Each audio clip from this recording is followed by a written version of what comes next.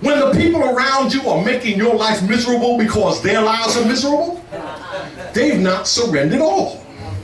When the people around you find joy in alcohol and drugs and gambling and sex, not to be confused with lovemaking.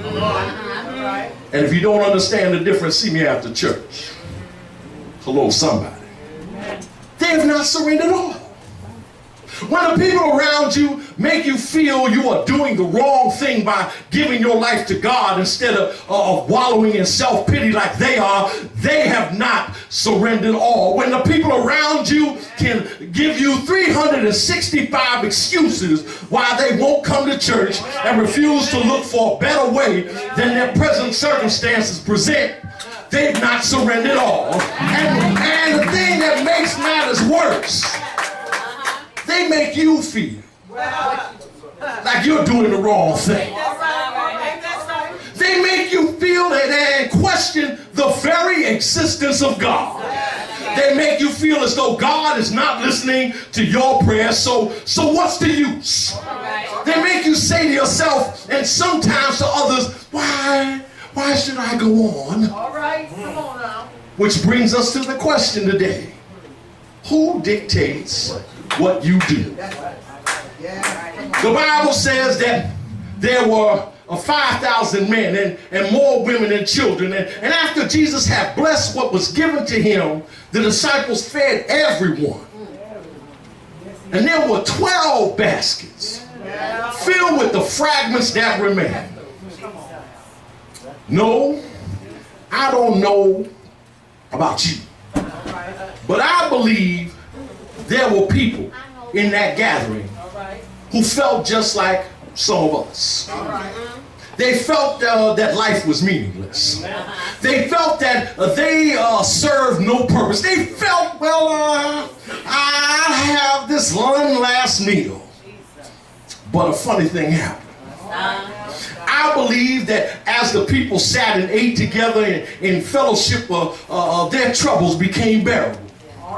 Because sharing brings about caring. I believe that while they were in the presence of Jesus, who cares for us all, they began to care for themselves and each other. I believe today that while they sat on that hillside so very long ago, they became an example for you and I of the necessity for fellowship. I believe, I believe today that on that day the example was set for all time of who family really is, and that when you come to the home of God, we are not alone, and our struggles is not ours alone to bear. The songwriter wrote, no man is an island, no man stands alone.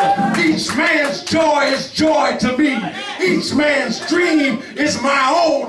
We need, I say, we need one another. So I will defend each man as my brother, each man as my friend. I don't know, but the songwriter was not just talking about talking to men, but to mankind, to every man, every woman, every boy and every girl. We need one another to help us get over the rough spots, to help us get through the obstacles, pitfalls, and stumbling blocks of life, to help us to keep the light burning that all too often wants to go out. And again, I ask this day, who dictates what you do? I cannot, I will not speak for you. But as for me and my house, we serve the Lord. I will say it again. As for me and my house, we serve the Lord. I've come to understand that it is better to serve an eternity in servitude to Jesus than a day of freedom in the world. That is why all to Jesus I surrender, all to him I